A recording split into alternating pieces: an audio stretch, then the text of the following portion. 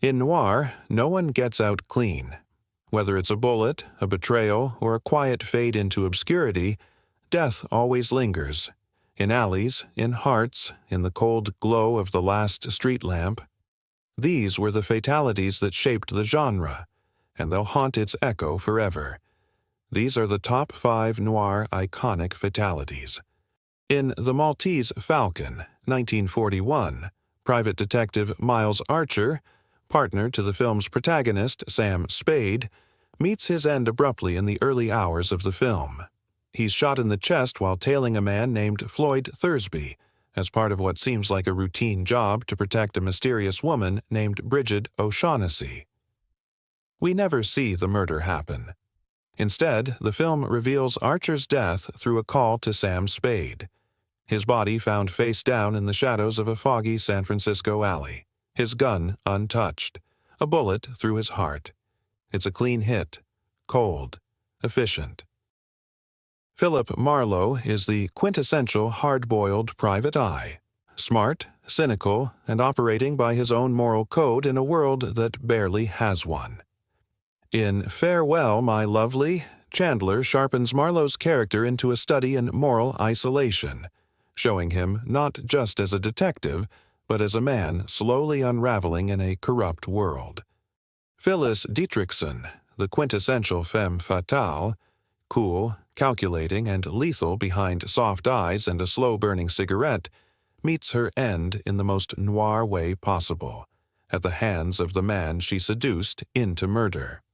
Phyllis Dietrichson dies the way all noir femme fatale do, not just killed, but unmasked. Her death is iconic because it marks the moment where illusion ends and consequence takes center stage. It is not justice, it is noir, merciless, seductive, and inevitable. In Farewell, My Lovely, Philip Marlowe is hired by Moose Malloy, a hulking ex-con looking for his long-lost love, Velma. What starts as a simple missing person case pulls Marlowe into a twisted web of murder, racial injustice, police corruption, drug running, and deceit, layers upon layers of moral rot, veiled in cigarette smoke and neon. By the end, Velma turns out to be a cold-blooded killer, having reinvented herself as a femme fatale under a new identity. When her past is exposed, she kills herself rather than face consequences. Marlowe survives, but not unchanged. He's not shocked anymore, just tired. That's his tragedy. Insurance salesman Walter Neff thought he had it figured out. A perfect murder, a perfect payout. But in noir, perfection always bleeds.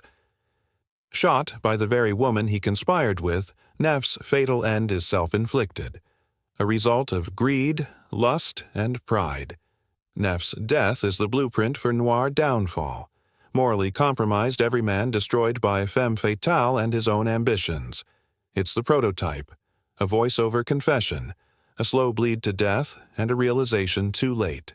Classic noir fatalism. Throughout the film, Neff's seducer Phyllis holds all the cards: sex appeal, brains, and motive. Her death marks the transfer of power, but not toward redemption, toward ruin. Walter doesn't win. He survives just long enough to confess into a dictaphone, bleeding out in his office. In noir, no one gets out clean. Whether it's a bullet, a betrayal, or a quiet fade into obscurity, death always lingers, in alleys, in hearts, in the cold glow of the last street lamp. These were the fatalities that shaped the genre, and they'll haunt its echo forever. Please like and subscribe for more content like this.